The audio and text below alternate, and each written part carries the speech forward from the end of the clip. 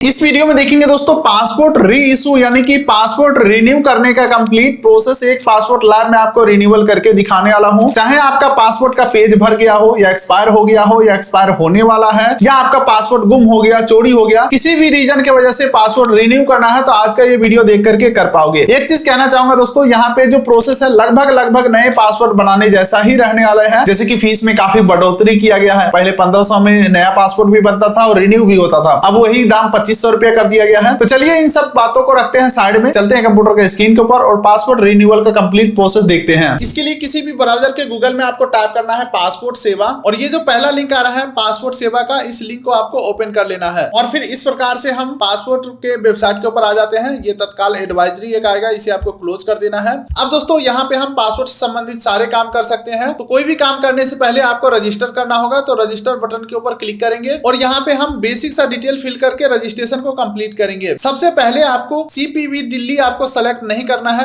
ये सिर्फ उनके लिए है जो सरकारी काम से विदेश जाना चाहते हैं, उनका पासपोर्ट बनता है सीपीवी दिल्ली के माध्यम से। हम आम नागरिक के लिए पासपोर्ट ऑफिस को सेलेक्ट करना है। जैसे ही पासपोर्ट ऑफिस हमने सेलेक्ट किया, पासपोर्ट ऑफिस का लिस्ट आ चुका है। जो पासपोर्ट ऑफिस है हमारे राजधानी में होता है, यानी कि मेन ऑफिस। एक तो डॉक्यूमेंट वेरिफिकेशन के लिए पीओपीएस के होता है, पासपोर्ट पोस्ट ऑफिस पासपोर्ट सेवा केंद्र, एक नॉर्मल पासपोर्ट सेवा केंद्र होता है। और ये जो यहाँ पे पूछा जा रहा है पासपोर्ट ऑफिस, यानी कि जहां से फाइनल मोहर लगता है पासपोर्ट का। तो मैं बिहार से हूं तो मेरा पासपोर्ट ऑफिस पटना है, तो यहाँ पे मैं पटना सेलेक्ट कर लेता हूँ। अब उसके बाद फुल नेम डाल देना है यहाँ पे, जिसमें डॉक्टर, इंजीनियर या कोई भी एक्स्ट्रा सैल्यूटेशन नहीं लगे होने चाहिए। जो आपके आधार कार्ड पैन कार्ड पे है वही डिटेल डालना है। फुल नेम के अंदर first name, middle name, last name तीनों डाल देना है। एक ईमेल आईडी यहाँ पे आपको डाल देना है और फिर पूछ रहा है क्या आप अपना ईमेल आईडी को लॉगिन आईडी बनाना चाहोगे, तो हम यहाँ पे यस कर देंगे। तो हमारा जो ईमेल आईडी है वो लॉगिन आईडी के अंदर आ जाएगा। उसके बाद एक पासपोर्ट क्रिएट कर लेना है। पासपोर्ट बनाते समय ध्यान रखिएगा, देख सकते हैं क्लियरली मेंशन है पासपोर्ट जो है वो 8 से 14 कैरेक्टर के बीच होना चाहिए। 0 से 9 तक कोई नंबर, कुछ स्पेशल कैरेक्टर जैसे कि स्टार डॉट कॉमा हो, इसके अलावा एक कैपिटल लेटर, एक स्मॉल लेटर, ये सब मिला करके पासपोर्ट बना लेना है और साइन अप के ऊपर क्लिक करना है। अब उसके बाद दोस्तों हमारे ईमेल आईडी के ऊपर 4 डिजिट का ओटीपी गया है। ओटीपी एंटर करके कंप्लीट साइन अप के ऊपर क्लिक करेंगे तो हमारा जो है साइन अप कंप्लीट हो जाता है। एक बार जब अकाउंट हमारा बन जाता है तो वापस से लॉगिन के ऊपर क्लिक करना है। लॉगिन आईडी के अंदर जो हमारा ईमेल आईडी था वही लॉगिन आईडी है, तो हम अपना ईमेल आईडी डाल के कंटिन्यू के ऊपर क्लिक करेंगे। अब देखिए बोला जा रहा है आपको पासपोर्ट याद है या ओटीपी से लॉगिन करोगे, तो मैं ओटीपी सेलेक्ट करता हूं और गेट ओटीपी के ऊपर क्लिक करता हूं। अब हमारे ईमेल पे ओटीपी भेजा गया है, ओके करेंगे। ओटीपी आ चुका है, ओटीपी डाल के साइन इन के ऊपर हम क्लिक करेंगे। अब दोस्तों हम यहाँ पे सक्सेसफुली लॉगिन हो चुके हैं। यहाँ पे आपका ईमेल आईडी आ जाएगा, यानी कि यहाँ पे आप अपने प्रोफाइल में लॉगिन हो चुके हो। जनरली आप लॉगिन होते हो तो होम पेज के ऊपर बाय डिफॉल्ट रहते हो, लेकिन होम पेज के ऊपर कोई काम नहीं है। आपको आ जाना है सर्विसेज के अंदर, ठीक है। उसके बाद फ्रेश पासपोर्ट / री इशू पासपोर्ट, ये वाला ऑप्शन को कंटिन्यू करना है। कंटिन्यू करने के लिए यहाँ पे जो ऑप्शन है एरो बटन के ऊपर आपको क्लिक करना है। अब उसके बाद देखिए दोस्तों यहाँ पे कुछ डिटेल पूछे जा रहे हैं। सिंपली आपको इसे स्किप फॉर नाउ के ऊपर क्लिक कर देना है। पासपोर्ट ऑफिस ऑटोमेटिक पटना है, जो कि हमने अकाउंट बनाते समय दिया था, तो इसको ऐसे ही रहने देंगे। नेक्स्ट के ऊपर क्लिक करेंगे। अब देखिए दोस्तों यहाँ पे 1 से लेकर के 9 तक जो प्रोसेस है हमें कंप्लीट करना है और हमारा काम खत्म हो जाएगा। तो चलिए एक एक करके डिटेल फिल करते हैं। सबसे पहला आ जाता है अप्लाइंग फॉर, तो यहाँ पे री इशू पासपोर्ट को सेलेक्ट करेंगे। तो अब देखिए री इशू पासपोर्ट सेलेक्ट करते हैं तो रीजन पूछ रहा है आप री इशू क्यों करवाना चाहते हो। सबसे पहला है change in existing personal particulars, यानी कि कुछ आपको सुधार करवाना हो, डॉक्यूमेंट में डिटेल में मॉडिफिकेशन करवाना हो, जैसे फोटो चेंज करना, स्पेलिंग नाम का चेंज करना, डेट ऑफ बर्थ चेंज करना, ये सब के लिए आप पहले ऑप्शन को सेलेक्ट करोगे। सेकंड ऑप्शन है अगर आपका जो पुराना पासपोर्ट है वो डैमेज हो गया है तो सेकंड को सेलेक्ट करेंगे। अगर आपका पेज भर गया है, ठीक है, तो तीसरे ऑप्शन को सेलेक्ट करेंगे। अगर आपका पासपोर्ट चोरी हो गया है तो चौथे ऑप्शन को सेलेक्ट करेंगे। अब अगला ऑप्शन आता है कि अगर आपका जो पासपोर्ट है एक्सपायर हुए 3 साल से ज्यादा हो चुका हो तो ये वाले ऑप्शन को सेलेक्ट करेंगे। अगर आपका पासपोर्ट ये पिछले 3 सालों में ही एक्सपायर हुआ है तो आप लास्ट ऑप्शन को सेलेक्ट करेंगे। तो पासपोर्ट री इशू करने के आपके अपना पर्सनल रीजन हो सकता है। मेरा रीजन ये है कि हमारा जो पासपोर्ट है वो एक्सपायर हो चुका है और वो ज्यादा पुराना नहीं है, यानी ज्यादा पुराना एक्सपायर नहीं हुआ है। इसी 3 साल के अंदर ही हमारा पासपोर्ट एक्सपायर हुआ है। तो इस ऑप्शन को हम सेलेक्ट करते हैं और फिर नीचे स्क्रॉल करते हैं। टाइप ऑफ एप्लीकेशन के अंदर मैं यहाँ पे नॉर्मल रखने वाला हूँ। उसके बाद टाइप ऑफ पासपोर्ट बुकलेट, यहाँ पे मैं 36 पेज रखने वाला हूँ और सेव एंड नेक्स्ट के ऊपर हम क्लिक करेंगे। अब देखिए दोस्तों मेरे हिसाब से ना आपको अपना पासपोर्ट नजदीक में ही रखना चाहिए, चाहे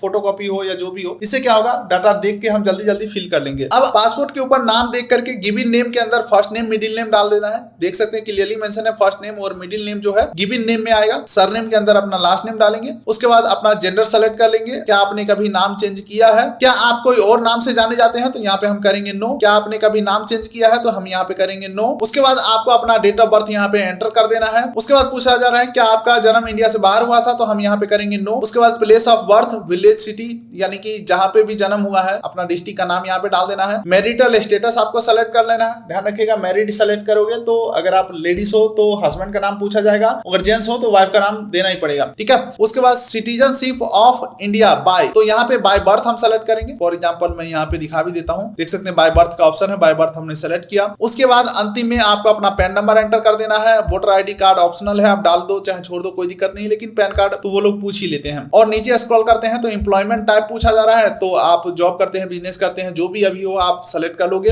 उसके बाद अगला ऑप्शन है उनके लिए जिनका गार्जियन सरकारी नौकरी में है और बच्चे का पासपोर्ट बना रहे हैं और बच्चे का उम्र 18 से कम है यानी कि माइनर है, तो उस केसेस में आप यहाँ पे यस कर सकते हो। तो ना ही मेरे गार्जियन सरकारी नौकरी में है, ना ही मेरा 18 सालों से कम उम्र है, तो यहाँ पे हम नो करेंगे। अब आ जाता है एजुकेशन क्वालिफिकेशन, तो यहाँ पे मैं सेलेक्ट कर लेता हूँ अपने हिसाब से ग्रेजुएट एंड अबव। तो आप देख सकते हैं is applicant eligible for non ECR passport, तो यहाँ पे यस हो चुका है ऑटोमेटिकली। ईसीआर और नॉन ईसीआर का मतलब क्या होता है मैं थोड़ा सा एक्सप्लेन कर देता हूँ। ईसीआर मतलब एक्स्ट्रा चेक रिक्वायर्ड और नॉन ईसीआर मतलब नो एक्स्ट्रा चेक रिक्वायर्ड। तो देखो जो ज्यादा पढ़े लिखे हैं यानी कि एटलीस्ट 10वीं से ऊपर पढ़े लिखे हैं तो उनको नो एक्स्ट्रा चेक रिक्वायर्ड वाला पासपोर्ट मिल जाता है। इससे क्या होता है कि कोई एक्स्ट्रा पूछताछ नहीं किया जाता है, और जिनका पढ़ाई लिखाई काफी कम है 10वीं से नीचे है तो उनको ईसीआर पासपोर्ट मिलता है यानी कि एक्स्ट्रा चेक रिक्वायर्ड होता है। देखिए अभी तक अगर आपने नहीं समझा तो आप सुने होंगे 10 साल 5 साल पहले कि पहले गल्फ कंट्री में लोगों को बुला लिया जाता था, काम कराया जाता था, पासपोर्ट छीन लिया जाता था और वो परेशान हो जाते थे, आ नहीं पाते थे। तो भारत सरकार ने इसी चीज को रोकने के लिए जो लोग कम पढ़े लिखे हैं और काम के वजह से खास करके गल्फ कंट्री में जा रहे हैं उनसे एक्स्ट्रा चेकिंग होता है, एक्स्ट्रा पूछताछ हो जाता है, उसी लिए यहाँ पे ईसीआर और नॉन ईसीआर कैटेगरी बनाए गए हैं। तो कुल मिलाकर के सीधे शब्दों में ये समझो कि 10वीं से ज्यादा पढ़े लिखे हो तो नो एक्स्ट्रा चेक रिक्वायर्ड वाला यानी कि नॉन ईसीआर वाला पासपोर्ट मिल जाएगा। तो हमने ग्रेजुएट एंड अबव डाला तो नॉन ईसीआर यस हो चुका है। उसके बाद विजिबल मार्क यहाँ पे पूछा जा रहा है, तो आपके शरीर के ऊपर कोई भी एक परमानेंट मार्क वो आपका निशान हो सकता है, वो यहाँ पे आपको बता देना है जिससे आपका पहचान हो सके। नीचे स्क्रॉल करेंगे तो आधार नंबर पूछा जा रहा है, आप दे सकते हैं या छोड़ सकते हैं। उसके बाद अंतिम में टर्म्स एंड कंडीशन एग्री करके सेव एंड नेक्स्ट करेंगे। हालांकि दोस्तों आधार नंबर है तो ऑप्शनल, लेकिन बिना आधार नंबर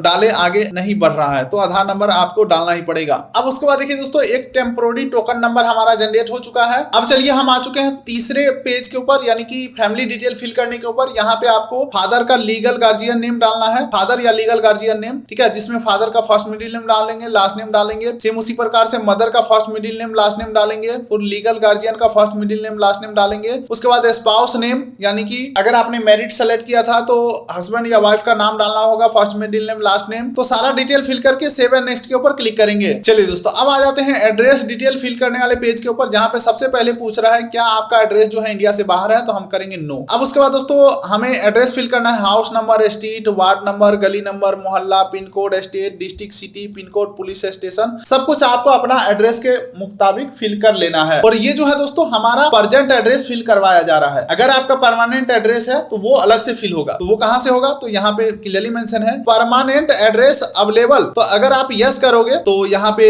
देखो और ऑप्शन आएंगे, यस करता हूं तो पूछ रहा है क्या आपका करंट एड्रेस ही परमानेंट एड्रेस है, तो अगर आप यस करोगे तो ऊपर वाला एड्रेस ही आपका परमानेंट एड्रेस भी हो जाएगा। लेकिन अगर आप चाहते हो कि भाई मैं अभी प्रदेश में रह रहा हूँ, ये हमारा करंट एड्रेस है, परमानेंट एड्रेस हमारा गांव में है, तो यहाँ पे आप नो करोगे तो आपको यहाँ पे परमानेंट एड्रेस डालने का यहाँ पे पूरा फॉर्म खुल के आ जाएगा। House number, building, apartment, state, district, city, pin code, सारा कुछ अपना परमानेंट एड्रेस का फिल कर लेना है। तो देखो एड्रेस तो आप अपने हिसाब से ही फिल करोगे, तो मैं अपना एड्रेस फिल करके आगे बढ़ता हूँ। चलिए दोस्तों अब हम आ चुके हैं इमरजेंसी कॉन्टैक्ट डिटेल फिल करने वाले पेज के ऊपर। यहाँ पे आपको किसी एक आदमी का डिटेल देना है, जिसमें कि उनका नेम एंड एड्रेस देना है, उनका मोबाइल नंबर और टेलीफोन नंबर छोड़ देंगे, ईमेल आईडी आप चाहे तो दे सकते हो। देखो ये इमरजेंसी कॉन्टैक्ट डिटेल है क्या, मान के चलो आप किसी अदर कंट्री में हो और किसी भी रीजन के वजह से ऑफिसर को अचानक से आपके घर के ऊपर कॉन्टैक्ट करना हो, तो सबसे पहले वो इमरजेंसी कॉन्टैक्ट को कॉन्टैक्ट करेंगे। तो आपका वो फ्रेंड हो सकता है, फैमिली मेंबर हो सकता है, या आपके गार्जियन हो सकते हैं, तो कोई भी ऐसा आदमी जो हमेशा एक्टिव रहता हो, यानी कि ऐसा नहीं है कि इमरजेंसी कॉल आ रहा है वो इग्नोर कर रहे हैं, तो ऐसे आदमी का डिटेल यहाँ पे नहीं डालना है। तो सोच समझ के यहाँ पे एक अच्छे आदमी का, आपके नजर में जो अच्छे होंगे, 10 साल बाद 5 साल बाद भी आपके मदद के लिए तैयार रहेंगे, ऐसे लोगों का यहाँ पे डिटेल डालना है, ठीक है, और सेव एंड नेक्स्ट के ऊपर क्लिक करना है। चलिए दोस्तों अब आ जाता है प्रीवियस पासपोर्ट डिटेल। यहाँ पे पुराना जो भी पासपोर्ट होंगे उसका डिटेल देना है। तो सबसे पहले आपको अपना अभी जो पासपोर्ट है वो पासपोर्ट नंबर डाल देना है। उसके बाद प्लेस ऑफ इशू, ये आपके पासपोर्ट के ऊपर ही लिखा होगा कि कहां से आपका पासपोर्ट इशू हुआ था। डेट ऑफ इशू आपके पासपोर्ट पे मिल जाएगा, डेट ऑफ एक्सपायरी ये भी आपके पासपोर्ट के ऊपर मिल जाएगा। फाइल नंबर मैंडेटरी नहीं है, अगर मैंडेटरी होता तो यहाँ पे रेड कलर में स्टार लगा हुआ था, जैसे ये सब स्टार लगा हुआ है, तो हम यहाँ पे फाइल नंबर में कुछ भी फिल नहीं करेंगे, ठीक है। उसके बाद detail of previous current diplomatic official passport, देखो ये उनके लिए है जो मान के चलो पहले से सरकारी काम के लिए विदेश जाते थे, सरकार द्वारा पासपोर्ट दिया गया था, डिप्लोमेट पासपोर्ट वगैरह, तो वो डिटेल डालना है। तो मेरे पास ऐसा तो कुछ नहीं है, तो डिटेल नॉट अवेलेबल यानी कि सेकंड ऑप्शन को सेलेक्ट करेंगे। फिर पूछा जा रहा है क्या आपने कभी पासपोर्ट के लिए अप्लाई किया था जो आपको मिला नहीं, तो नो करेंगे, यहाँ पे ऐसा कोई सीन नहीं है। तो कुल मिलाकर के ये सारे 4 डिटेल डाल करके और सेव एंड नेक्स्ट के ऊपर क्लिक करेंगे। अब देखिए दोस्तों अगला आ जाता है अदर डिटेल। यहाँ पे लगभग सभी सवालों का जवाब नो होने वाला है। अगर आप क्रिमिनल नहीं है, कोई कोर्ट केस नहीं है, कोई आपका वारंट जारी नहीं हुआ है, अरेस्ट वारंट जारी नहीं हुआ है, कभी आपने देश नहीं छोड़ा, कभी आपने किसी और देश का नागरिकता नहीं लिया है, किसी देश से आपको भगाया नहीं गया है, तो ये सब सवालों का जवाब यहाँ पे नो होने वाला है। बाकी दोस्तों एक बार कहना चाहूंगा, आप ना सभी सवालों को पढ़ो और फिर आंसर दो। फिलहाल मैं न्यूट्रल आदमी हूँ, मेरे पे कोई केस उस नहीं है, तो यहाँ पे सारे सवालों का जवाब मेरे लिए नो रहेगा। लेकिन फिर भी मैं एक बार कहूंगा आप एक बार सारे सवालों को पढ़ लो, उसके बाद आंसर दो। देख सकते हैं यहाँ पे has an order prohibited your departure from India been made by any country, किसी देश से भगाया गया है आपको, तो यहाँ पे हम करेंगे नो, ठीक है। तो यहाँ पे हम सारे सवालों का जवाब नो में देने वाले हैं। अगर आपको इंग्लिश नहीं समझ में आता है तो राइट क्लिक करके और ट्रांसलेट टू हिंदी करेंगे तो हिंदी में सवाल आ जाएगा और फिर सभी सवाल को पढ़ करके अपने हिसाब से जवाब देना है और सेव एंड नेक्स्ट के ऊपर क्लिक कर देना है। अब देखिए दोस्तों यहाँ पे बताया जा रहा है कि आपका पासपोर्ट किस प्रकार का दिखेगा, जैसे कि यहाँ पे आपका फोटो रहेगा, यहाँ पे सिग्नेचर रहेगा और ये आपका नाम, डेट ऑफ बर्थ हो गया, सारा कुछ पासपोर्ट नंबर वगैरह और नीचे जो एड्रेस वगैरह है ये सब कुछ यहाँ पे आपको दिखाए जाएंगे।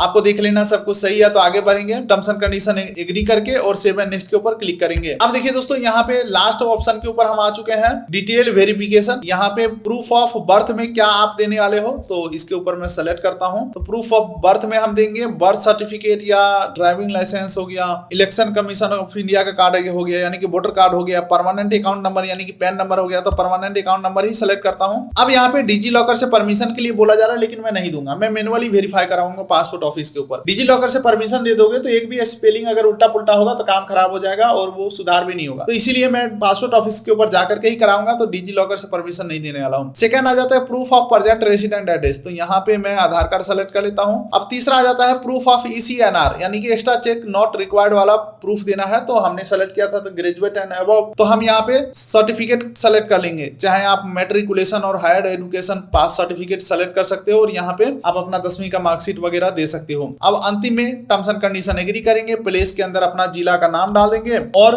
एक बार सेव कर देंगे। डिटेल हमारा सेव हो चुका है और प्रीव्यू के ऊपर क्लिक करेंगे, आपका डिटेल जो है सारा खुल के आ जाएगा। एक बार वेरीफाई कर लेना सब कुछ सही है तो क्लोज कर देंगे और सबमिट के ऊपर क्लिक करेंगे। आपका जो एप्लीकेशन है सक्सेसफुली सबमिट हो जाते हैं, लेकिन वीडियो अभी खत्म नहीं हुआ है, अभी पेमेंट करना बाकी है, अपॉइंटमेंट बुक करना बाकी है, ठीक है। तो शेड्यूल अपॉइंटमेंट एंड पे के ऊपर मैं क्लिक करता हूं, तो यहाँ पे देख सकते हैं पासपोर्ट ऑफिस हमारा पटना है, सेलेक्ट PSK का ऑप्शन है। यहाँ पे मैं अपना जिला का भी सेलेक्ट कर सकता हूँ, जैसे कि हमारा POPSK दलसिंह सराय है, इसे मैं सेलेक्ट कर लेता हूं और यहाँ पे ओके करते हैं और यहाँ पे डेट एंड टाइम सेलेक्ट करने का ऑप्शन आ रहा है। तो देखो अगले जो भी डेट में अवेलेबल है वो अपॉइंटमेंट वो ग्रीन कलर में आ रहा है, डेट सेलेक्ट कर लेता हूं। तो इस प्रकार से हमारा अपॉइंटमेंट भी सेलेक्ट हो चुका है। मेक पेमेंट के ऊपर मैं क्लिक करता हूँ, ओके के ऊपर मैं क्लिक करता हूँ। अब देखिए दोस्तों हमें फीस पेमेंट के लिए बोला जा रहा है, यहाँ पे 2500 रुपये का हमें फीस कर देना है पेमेंट, और नॉर्मल है, हमारा तत्काल रहता तो और भी ज्यादा लगता। चलो हम फीस करते हैं पेमेंट, इसके लिए पे नाउ के ऊपर हम क्लिक करेंगे और यहाँ पे UPI के माध्यम से QR कोड जनरेट करके कंफर्म के ऊपर क्लिक करेंगे और यह हमारा 2500 का QR कोड जनरेट हो चुका है। पेमेंट को कर देते हैं कंफर्म और जैसे ही पेमेंट कंफर्म करते हैं फाइनली जो हमारा एक्नॉलेजमेंट स्लिप है वो डाउनलोड होकर के हमें मिल जाता है। इसी एक्नॉलेजमेंट स्लिप के ऊपर हमारा जो अपॉइंटमेंट का डिटेल है, कितने बजे कहाँ पे पासपोर्ट ऑफिस पे जाना है, इतना नंबर काउंटर के ऊपर हमारा काम होगा, ये सारे चीजें लिखे रहते हैं। तो इसको प्रिंट करके आपको जाना है पासपोर्ट ऑफिस के ऊपर सारे ओरिजिनल डॉक्यूमेंट लेकर के, और फिर आपका डॉक्यूमेंट वेरिफिकेशन कंप्लीट हो जाते हैं और फिर उसके बाद 1 हफ्ते के अंदर पुलिस वेरिफिकेशन होता है। जैसे पुलिस वेरिफिकेशन कंप्लीट होता है उसके 7 दिन के अंदर इस प्रकार का फिजिकल पासपोर्ट आपके घर के एड्रेस के ऊपर आ जाते हैं। तो यही है कंप्लीट प्रोसेस दोस्तों पासपोर्ट री इशू या पासपोर्ट रिन्यूअल का। उम्मीद करता हूं वीडियो आपको अच्छा लगा। वीडियो कर लाइक, चैनल कर सब्सक्राइब, ताकि मिलेंगे ऐसे किसी अगले वीडियो में। तब तक के लिए नमस्कार।